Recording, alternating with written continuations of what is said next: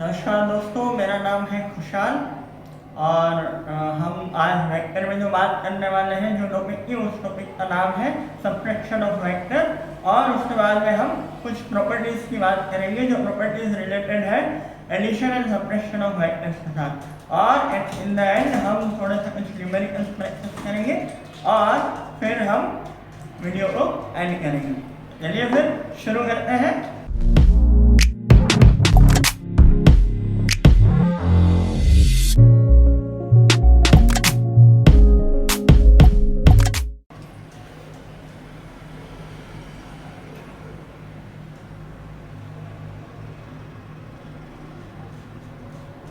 तो दोस्तों, उससे पहले कि हम सबट्रैक्शन के बारे में बात करें, उससे पहले हमने लास्ट टाइम जो वेक्टर एडिशन के बारे में बात की थी, हमने ज्योमेट्रिकली हम तीन लॉ बेसिकली हमने पढ़े थे। वो था triangular law of vector addition, parallelogram law of vector addition and polygon law of vector addition. और उसके बाद में हमने एक फॉर्मूला डिराइव किया था, दो एक्चुअली फॉर्मूला डिराइव किए थे, जिसमें से एक फॉर्मूला जो था वो था magnitude of resultant vector find करने के लिए, और दूसरा जो फॉर्मूला हमारा था वो था direction of resultant vector find करने के लिए।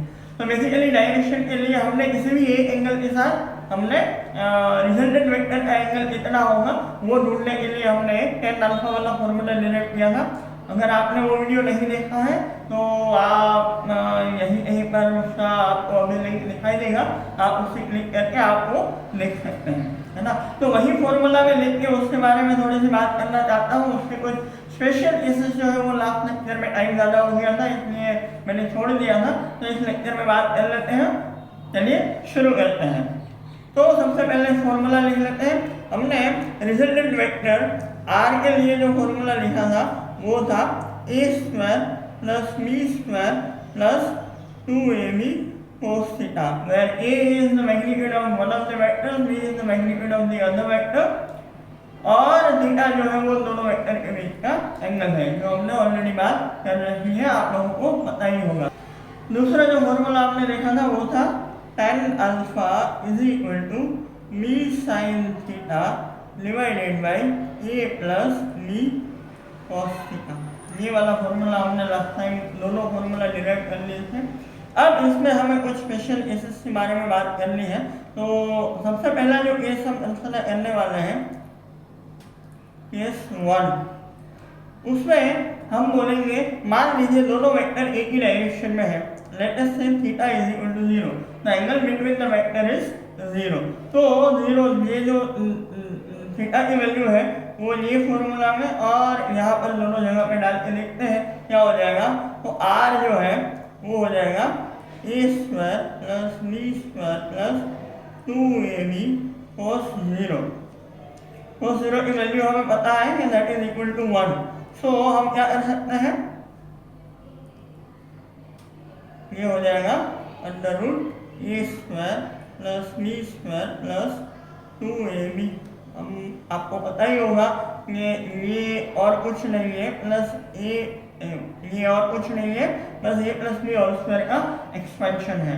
तो मैं इसको ऐसा भी लिख सकता हूँ r is equal to a plus B.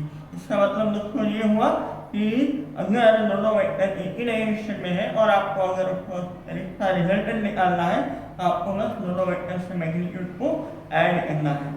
आपको याद होगा कि हमने ये ऑलरेडी किया हुआ था, है ना। तो वो जो किया था और यहाँ पर जो कर रहे हैं दोनों वेरीफाई हुआ, इसका मतलब ये हुआ हम सही जा रहे हैं। अब यही वैल्यू हम tan अल्फा में भी डाल के देख लेते हैं। tan अल्फा का फॉर्मूला था b sin theta that is divided by a plus b cos theta. यहाँ पर मुझे थीटा की वैल्यू 0 डालनी है दोनों जगह पर। तो आपको ट्रिगोनोमेट्रिक वैल्यूज के बारे में पता ही होगा। cos 0 हमने ऑलरेडी 1 बोल दिया, sin 0 हो जाएगा 0। तो हमें tan अल्फा की जो वैल्यू है वो क्या मिल जाएगी, b into 0 divided by a plus b into 1। Anything into 0 is 0। तो बेसिकली हमें tan अल्फा की वैल्यू मिल जाएगी 0। इसके ऊपर से हमें अल्फा कितना मिल जाएगा, वो भी हमें मिल जाएगा 0। इससे क्या पता चला बच्चों, हमारा जो रिजल्टेंट वेक्टर है वो भी वेक्टर ए या वेक्टर बी, जो कि दोनों की डायरेक्शन यहाँ पर सेम है, उसी डायरेक्शन में हमारा रिजल्टेंट वेक्टर भी हमें मिलेगा। ठीक है, चलो तो ये एक केस हो गया। दूसरे केस की बात करते हैं, केस 2 पे आ जाते हैं। केस 2 में हम थीटा को 90 डिग्री कंसीडर करेंगे। Late us say theta is 90 degree. Orthogonal vector है, वेक्टर ए और बी के बीच का जो एंगल है दैट इज 90 डिग्री। तो अगर हम इसकी बात करें तो बहुत ही सिंपल है, हमें पता है cos 90 0 हो जाएगा। तो रिजल्टेंट वेक्टर के बारे में बात करें तो A square plus B square plus 2ab into 0, तो 0 इंटू एनीथिंग अगेन हो जाएगा 0, जो लिखने की ज़रूरत नहीं है बच्चों। ये हमारा सिर्फ और कुछ नहीं है, बस पाइथागोरस थ्योरम है।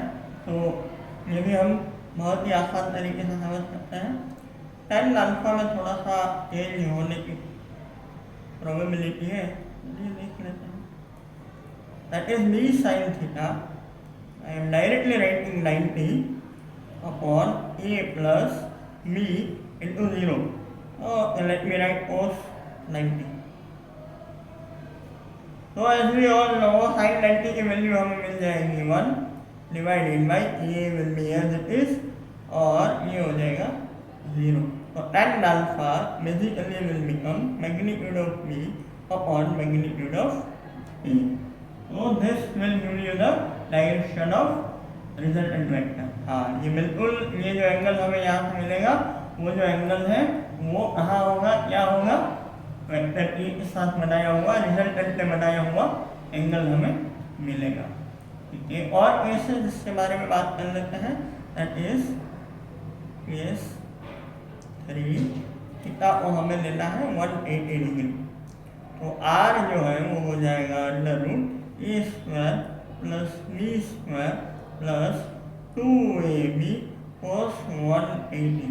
बच्चों आप लोगों को पता ही होगा cos 180 की वैल्यू जो है दैट इज इक्वल टू -1। तो वो वैल्यू यहाँ पे अगर हम डाल देंगे तो ये हो जाएगा r is equal to under root A square plus B square minus 2a। That's all, simple enough. ए और tan अल्फा की बात की जाए तो that would be b sin 180 divided by a plus b cos 180। तो sin 180 की value बच्चों 0 हो जाएगी, ये -1 हो जाएगी, और 0 इंटू एनीथिंग हो जाएगा 0। तो अल्फा हमारा हो जाएगा 0। ए के साथ अल्फा ने जो एंगल बनाया हुआ है वो है हमारा, क्या हो जाएगा 0। इसका मतलब जो वेक्टर ए और बी हमने लिया है, चलो उसके बारे में थोड़ी देर के बाद बात करते हैं, अभी के लिए उसको वैसे अवश्य ही छोड़ देते। तो ये 3 स्पेशल केस हमने वेक्टर एडिशन के लिए बात करनी थी। तो वो करने के बाद चलिए अब आगे बढ़ते हैं सब्ट्रैक्शन ऑफ वेक्टर्स के लिए।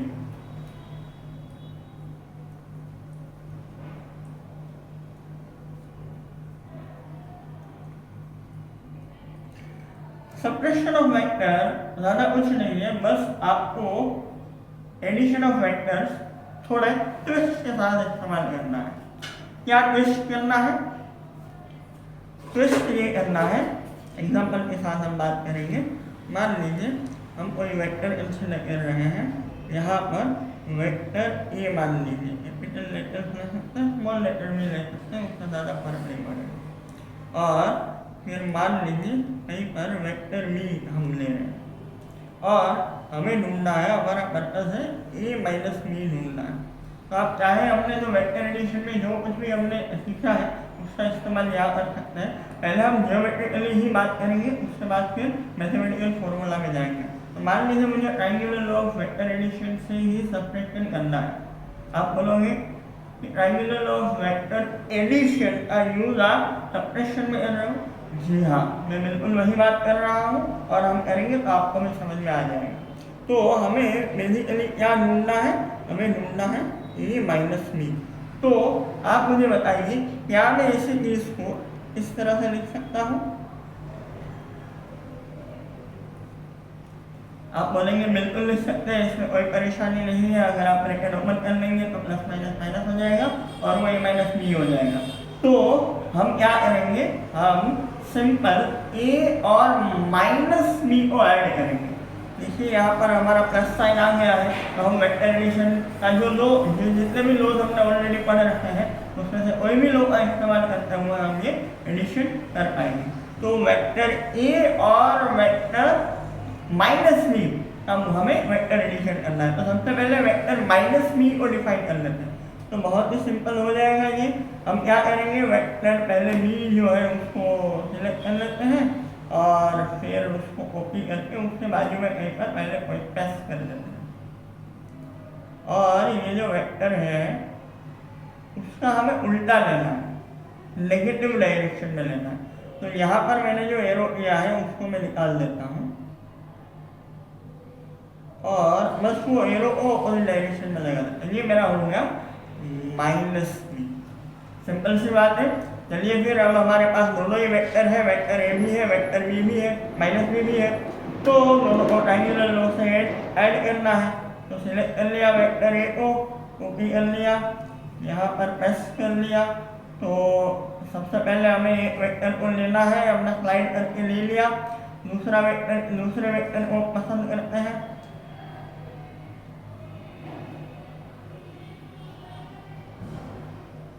कॉपी किया, यहाँ पर कहीं पर पेस्ट कर देते हैं। तो हमें पता होना चाहिए कि ये जो हम वेक्टर कंसिडर कर रहे हैं वो वेक्टर को, मैंने थोड़ी जल्दबाजी कर ली, कैसे रखना है, tail of the next on the head of the previous, इस तरह से रखने के बाद इसको कंप्लीट कर लेते हैं। ये हमारा, और फिर फाइनली यस ये ऑफ कोर्स हमारा माइनस बी है, और फिर फाइनली हमें जो रिजल्टेंट वेक्टर निकालना है तो first L two last side हमारा ए माइनस बी हो जाएगा। बहुत ही सिंपल तरीका है। आप पॉलीगॉन लो, अच्छा ट्रायंगुलर लो की जगह पर पैरेललोग्राम लो वेक्टर एडिशन से ये करना चाहते हो फिर भी आप कर सकते हो, आपको सेम आंसर मिलेगा, कोई परेशानी नहीं होगी। बस अपने ख्याल ये रखना है, यहाँ पर हमने tail of the next on the head of the previous किया था। जब आप पैरेललोग्राम लो वेक्टर एडिशन की बात कर रहे हैं तो आपको क्या करना है, दोनों टेल को जो है वो कॉमन रखना है। ठीक है, तो ये हो गया हमारा सब्ट्रैक्शन ऑफ वेक्टर। अच्छा, ज्योमेट्रिकली बात खत्म हो गई, अब बात करते हैं फॉर्मूला के बारे में। उससे पहले कि हम फॉर्मूला के बारे में बात करें और इसके बारे में बात करना चाहूँगा जो है कि एंगल बिटवीन द वेक्टर्स।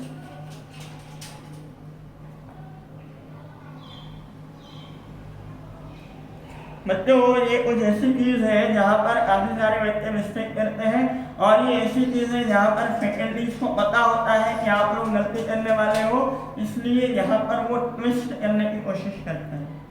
क्या समझना है, जब भी हम angle between any two vectors निकालने की कोशिश कर रहे हैं तो एक छोटी सी सिंपल सी बात समझनी है, याद रखनी है कि जब भी आप दो वेक्टर के बीच में एंगल निकालने की कोशिश करें तो दोनों वेक्टर का जो टेल है वो कॉमन होना चाहिए, टेल ऑन द टेल होना चाहिए।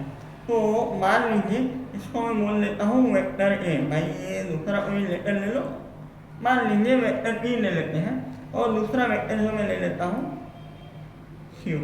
तो ये जो एंगल है देखो यहाँ पर दोनों का टेल जो है वो पॉइंट ओ के ऊपर कॉमन है, तो ये जो थीटा है that will be the angle between vector P and vector Q. पर आपको पता ही होगा कि हर बार फिगर में ऐसे ही दिया हो ऐसा ज़रूरी नहीं है। कई बार मान लीजिए इसी चीज़ में हम ले लेते हैं, मान लीजिए triangular law of vector addition से आप पी और क्यू को ऐड करने की कोशिश कर रहे हो तो वो इस क्या हो जाएगा, मान लीजिए मैं सेलेक्ट करता हूँ, पूरा सेलेक्ट हो रहा है, चलो कोई बात नहीं, ड्रॉ कर लेते हैं। मान लीजिए मैंने पी को यहाँ पर ड्रॉ किया और फिर क्यू को मैंने कुछ इस तरह से यहाँ पर ड्रॉ किया। ये मेरा वेक्टर पी है, पता नहीं ये बार बार क्यों आ रहा है। तो अब पी और क्यू जब ये इसमें दिए हुए हैं और मुझे दोनों वेक्टर के बीच में एंगल निकालना है तो मैं क्या कर सकता हूँ। आप में से शायद कोई बोलेगा कि यही एंगल जो है वो दोनों वेक्टर के बीच का एंगल है। नहीं, आप गलत है। देखो मैंने तो सिर्फ वेक्टर को स्लाइड किया है ना, तो दिस इज नॉट थीटा, यहाँ पे मैं लिख रहा हूँ इट इज नॉट थीटा, तो इसे निकालेंगे। आप दोनों में से कोई भी एक वेक्टर को आप एक्सटेंड कर लो, चाहे तो आप वेक्टर p को एक्सटेंड कर सकते हो, p भाई किससे दिखाई नहीं दे रहा है, चलो ये वेक्टर p को एक्सटेंड कर सकते हो या वेक्टर q को एक्सटेंड कर सकते हो। तो हाँ एक्सटेंड करना है दूसरे वेक्टर की डायरेक्शन में। मान लीजिए यहाँ पे या तो p को एक्सटेंड कर सकते हो आप, तो ये जो एंगल है वो थीटा हो जाएगा। मान लीजिए आपको p को एक्सटेंड नहीं करना है और आप q को एक्सटेंड करना चाहते हैं, कोई बात नहीं, आप q को भी एक्सटेंड कर सकते हैं, तो ये जो एंगल है that also will become theta. आपको जो पसंद आ रहा है वो आप ले सकते हैं, पर आपको ख्याल में क्या रखना है, जब भी आप कोई भी दो वेक्टर के बीच का एंगल निकाल रहे हो तब आपको टेल ऑन द टेल, जब ये है तब और तब ही आप ये कर सकते हो, अदरवाइज आप जो एंगल मिलेगा वो दोनों वेक्टर के बीच का एंगल नहीं होगा, ख्याल में रखना है यहाँ। तो ये जो बात है आप इसको कॉम्पिटिटिव टिप बोल सकते हो, सिटी बोल सकते हैं, कॉम्पिटिटिव टिप ऐसे दिमाग में आया तो मैंने बोल दिया। आपके पास अगर कोई इससे अच्छा वर्ड आ रहा है तो आप बता सकते हैं, कमेंट सेक्शन खुला है आपके लिए। तो ये बात का ख्याल रखते हुए अब मुझे मैथमेटिकल फॉर्मूला की बात करनी है। तो मान लीजिए मैं कोई दो वेक्टर के बारे में बात कर रहा हूँ, लेटेस्ट से वेक्टर ए और वेक्टर बी की ही बात करेंगे क्योंकि ऊपर हमने ऑलरेडी इसका इस्तेमाल किया हुआ है। तो हमें पता है कि एडिशन की बात की जाए तो एडिशन के लिए रिजल्टेंट वेक्टर आर का जो मैग्नीट्यूड है वो क्या हो जाएगा, A square plus B square plus 2ab cos theta. ठीक है, अब हमें क्या करना है, अब अगर हम सब्ट्रैक्शन की बात करें, सब्ट्रैक्शन के लिए रिजल्टेंट को आर ही बोलते हैं, आर डैश बोल दो चलेगा, ऊपर आर बोला है तो क्या हो जाएगा ये ए स्क्वायर, अब माइनस बी का स्क्वायर भी हमें बी स्क्वायर ही मिलेगा, इसलिए मैं माइनस साइन को इग्नोर कर रहा हूँ, प्लस 2ab, बी का मैग्नीट्यूड माइनस बी का मैग्नीट्यूड, जब मैग्नीट्यूड की बात कर रहे हैं तो वैसे डायरेक्शन को कंसीडर नहीं करेंगे तो भी चलेगा। और यहाँ पर मैं लिख रहा हूँ cos थीटा 1। ठीक है, अब ये थीटा 1 को हमें रिजॉल्व करना है, थोड़ा सा उसको एक्सप्लोर करना है। तो मैं वेक्टर ए और बी ड्रॉ कर लेता हूँ। मान लीजिए मेरा वेक्टर ए है, हम रेंडमली चूज कर रहे हैं, ये मेरा वेक्टर बी है, तो मैंने उसको ऑलरेडी टेल और टेल करके रखा हुआ है, तो ये मेरा एंगल थीटा हो जाएगा। ठीक है, अब मुझे क्या करना है, मुझे माइनस बी यूज करना है। तो माइनस बी अगर मुझे लेना है तो मुझे इसको एक्सटेंड करना पड़ेगा, इसको बी को उल्टी डायरेक्शन में भेजना पड़ेगा, सेम मैग्नीट्यूड, ये मेरा हो जाएगा माइनस बी। समझ में आ रहा है दोस्तों? तो मेरा जो ये एंगल है दैट इज माई थीटा 1। और अगर आप देखेंगे बी और माइनस बी स्ट्रेट लाइन बना रहे हैं और ये जो वेक्टर हमारा ए है वो दोनों के बीच में से निकल रहा है, तो I can say theta 1 from the figure, I can say theta 1 is nothing but क्या हो जाएगा, बोलो भाई, 180 माइनस थीटा। मैं इसको यहाँ पर रिप्लेस कर सकता हूँ, तो मेरा आर डैश जो कि magnitude of resultant of subtraction of two vectors है वो क्या हो जाएगा, A square plus B square plus 2ab cos 180 minus theta. cos 180 minus theta क्या हो जाएगा बच्चों, आपको पता होना चाहिए, आपने ट्रिग्नोमेट्री नहीं पढ़ा है तो हमारा ट्रिग्नोमेट्री वाला लेक्चर भी मैथ्स नाम के प्लेलिस्ट में ट्रिग्नोमेट्री चल रहा है। भले ही आपका सब्जेक्ट बायोलॉजी है, आप जाके देख सकते हो, आपको बिल्कुल समझ में आ जाएगा। बहुत ही बढ़िया तरीके से सर ने समझाया हुआ है और बहुत सिंपल तरीका है, आपको पता नहीं है तो आप देख सकते हैं। तो ये क्या हो जाएगा, माइनस cos 180 माइनस थीटा जो है वो माइनस cos थीटा हो जाएगा, और सब्ट्रैक्शन के लिए जो मैग्नीट्यूड का फॉर्मूला है वो हो जाएगा square plus square minus 2ab cos theta 1/2। उसी तरह से हम अगर रिजल्टेंट वेक्टर के बारे में बात करें तो साइन डायरेक्टली में instead of writing theta 1 let me just right 180 minus theta divided by a plus b cos theta. So sin 180 minus theta is sin theta. So I can say tan alpha is equal to tan alpha will be b sin theta divided by a minus b sin theta, b cos theta. Sorry, my bad.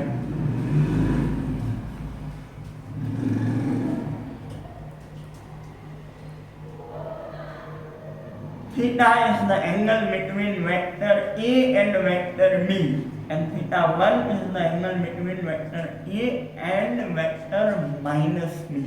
Question अच्छे से पढ़ना है और फिर decide करना है theta इस्तेमाल करना है या थीटा 1 इस्तेमाल करना है. 99.999% केसेस में आपको थीटा ही लिया होगा या फिर आपको ढूंढना होगा. ठीक है, तो प्रॉपर्टीज की बात जैसे मैंने आपको बताया था कि हम प्रॉपर्टीज की बात करेंगे, तो दो ही प्रॉपर्टीज की अभी के लिए बात कर ली है. वो जिसमें से एक को हमने ऑलरेडी प्रूव कर लिया है प्रीवियस लेक्चर में. लिख सकते हैं vector A plus vector B is equal to vector B plus vector ए.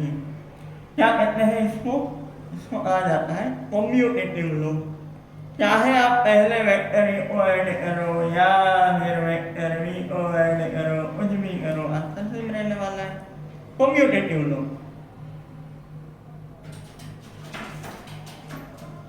शायद 4th 5th या 6th में पढ़ा होगा.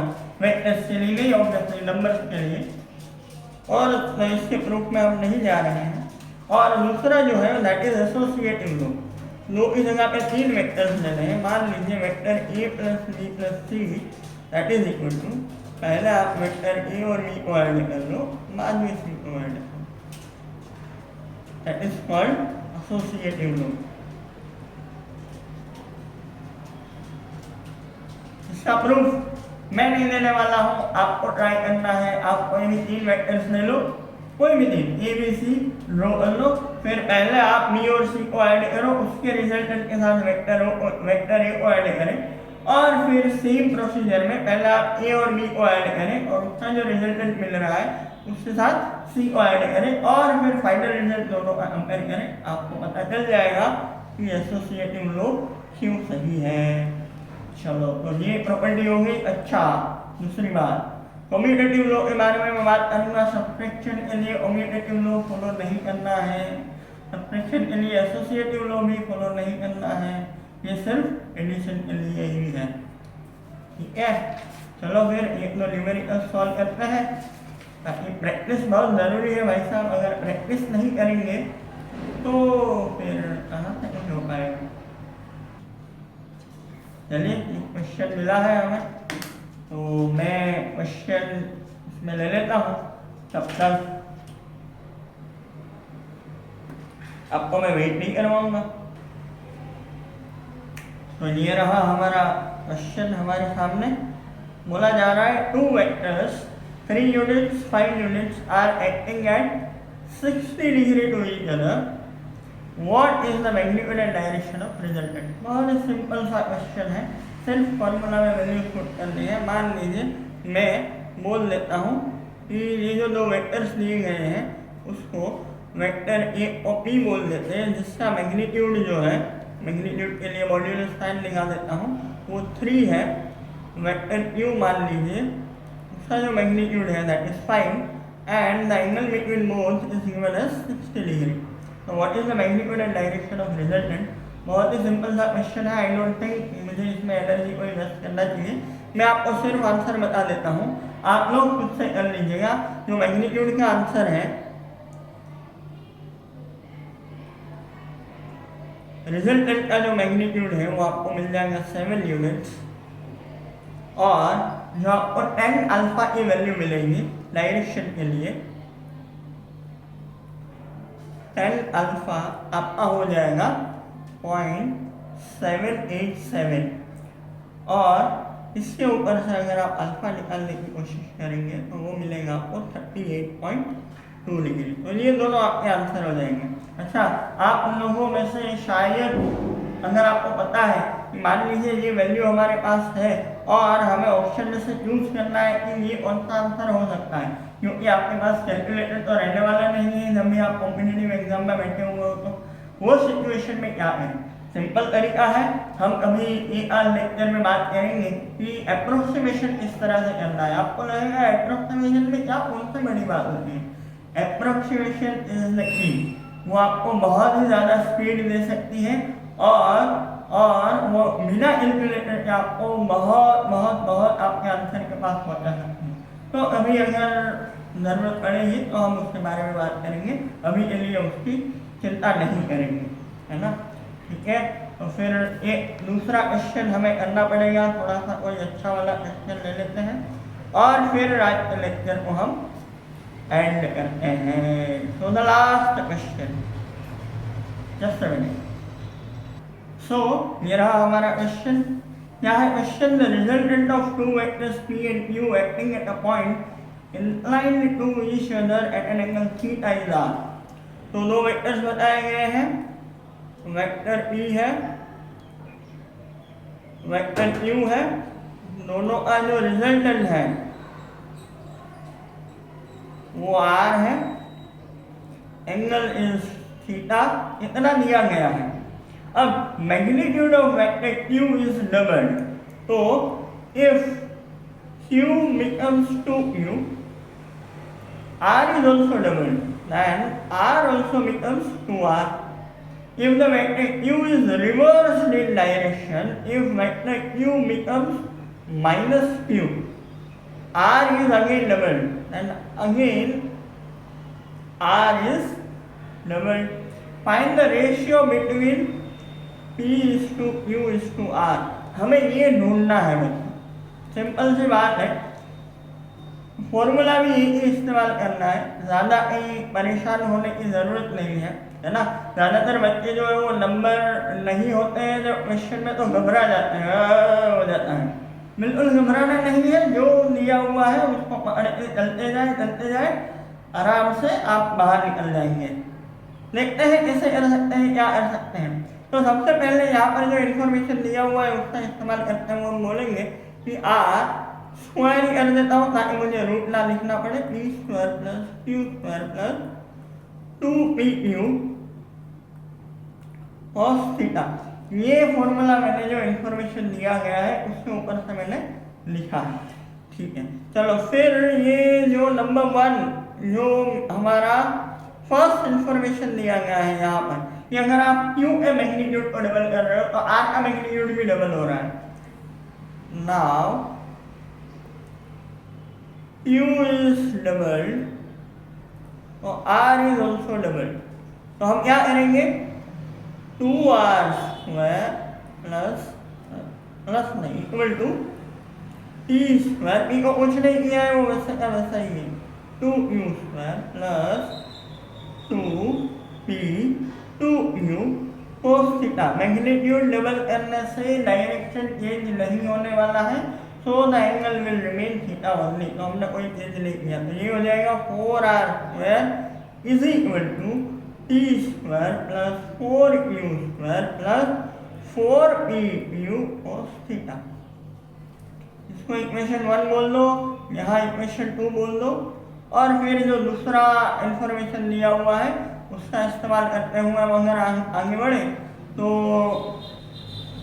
ये वाला q को अगर माइनस q किया जाए ना, ऑल्सो लिखते हैं, also when q becomes minus q r becomes 2r। तो फिर से 2r स्क्वायर होल स्क्वायर करना है, that is equal to e square plus q square, कोई फर्क नहीं पड़ेगा, प्लस 2p, ये बहुत मिल रहा है, पता नहीं क्या हो रहा है, pq cos 180 माइनस थीटा। क्योंकि हमने क्यू की जगह पे क्या लिया हुआ है, माइनस क्यू। तो ये क्या हो जाएगा 4r² that is equal to E square plus Q square minus 2pq cos theta. Let us call this equation 3. So now you have three equations, you have three variables. Simple ratio ढूंढना है आपको। वैसे video को question के बाद video को pause करके आपको सॉल्व करना चाहिए और फिर वेरीफाई करना चाहिए या सही है गलत है, सही प्रोसीजर किया है अलग किया है। और कोई बात नहीं, अभी भी आप वीडियो को पॉज करके आगे कर सकते हो। बस आपको ये तीन इक्वेशन का इस्तेमाल करते हुए आपको आगे बढ़ना है और कुछ ज़्यादा सोचना नहीं है ना। तो चलिए देखते हैं क्या हो सकता है। देखो यहाँ पर 4pq cos थीटा है, यहाँ पर 2pq cos थीटा है ना, यहाँ पर 2pq cos थीटा है। तो सिर्फ इक्वेशन 1 और 3 को ऐड कर दो तो एटलीस्ट 2pq cos थीटा चला जाएगा, है ना। या फिर हम सीधा ये कर सकते हैं कि इक्वेशन 1 को 2 करो, 1 into 2 करो तो क्या हो जाएगा वो 2r²। 1 into 2 करेंगे तो यहाँ पर 1 इक्वेशन है that will be equal to 2p² plus 2q² plus 4pq cos theta. ठीक है। और अब क्या करना है, इक्वेशन इसको बोल देते हैं 4 और 2 सब्ट्रैक्ट करना है 4 माइनस 2 क्या हो जाएगा, 4 को पहले लिख लेते हैं 2r² is equal to 2p² 2q² plus 4pq cos theta. और अब 2 की बारी है 4r² p² 4q² plus 4pq cos theta. क्या करेंगे, साइन चेंज कर लेते हैं, प्लस से माइनस हो जाएगा, प्लस से माइनस, माइनस एंड माइनस। ये दोनों तो कैंसिल नहीं होने वाले तो उसकी चिंता ही नहीं करते हैं। 2 minus 4r² minus 2r², 2 minus 2p² minus p² तो हो जाएगा p² एंड 2 माइनस 4 हो जाएगा माइनस 2q²। तीनों का साइन अगर चेंज करना चाहे तो कर सकते हैं। फाइनली हम लिख सकते हैं 2r² that is equal to 2q² minus p²। इसको बोल देते हैं इक्वेशन नंबर 5। इतना हो जाने के बाद हमें दूसरा एक और इक्वेशन लेना है, फिर हो जाएगा, ज़्यादा लंबा नहीं जाएगा। तो क्या करेंगे, इक्वेशन 3 और इक्वेशन 2 दोनों को टारगेट करेंगे। तो इक्वेशन 3 ये रहा, इक्वेशन 2 यहाँ पर है, तो इक्वेशन 3 को 2 से मल्टीप्लाई कर देते हैं। 3 into 2 तो 4 into 2 8r² is equal to 2p² plus 2q² minus 4pq cos theta. और इसके नीचे डायरेक्टली 2 लिख देते हैं तो 2 इक्वेशन क्या हो जाएगा 4r² is equal to p² plus 4q² plus 4pq cos theta. This is just equation 2। ठीक से लिखवाई इक्वेशन 2।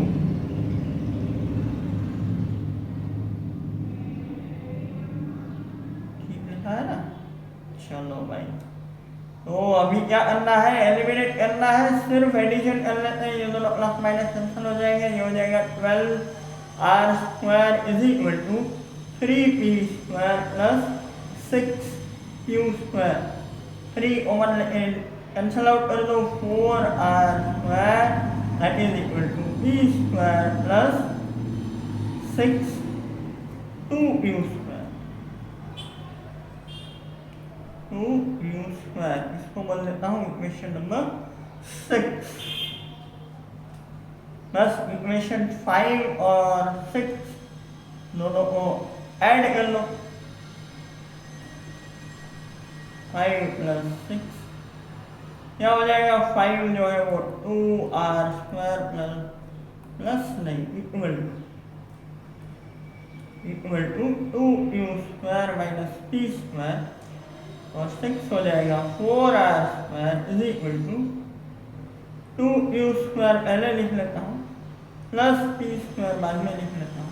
ऐड करना है, ये दोनों कैंसिल हो जाएंगे, ये हो जाएगा 6r² is equal to 4u²।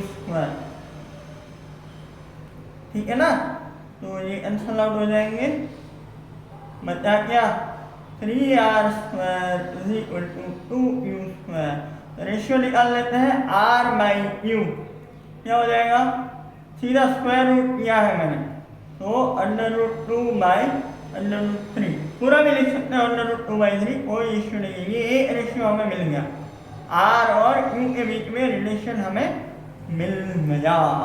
अब चाहे इक्वेशन 5 ले लो, चाहे आप इक्वेशन 6 ले लो, दोनों में कहीं पर भी आप ये रेशियो डाल देंगे, ये रिलेशन को आप इस्तेमाल करो इक्वेशन 6 में। यहाँ तो 4r² is equal to t² plus I am writing 3r², तो इसको उधर भेजने से क्या हो जाएगा 4r² minus 3r² is equal to t²। क्या हो जाएगा answer, r² is equal to t²। इसका मतलब r on t इज 1:1। तो बच्चों यहाँ से हमें अगर रेशियो निकालना है p/q/r का, तो क्या हो जाएगा √2:√3:2। ये हो गया हमारा फाइनल आंसर। ठीक है, तो ये आज के लिए मेरे ख्याल से इतना काफ़ी है।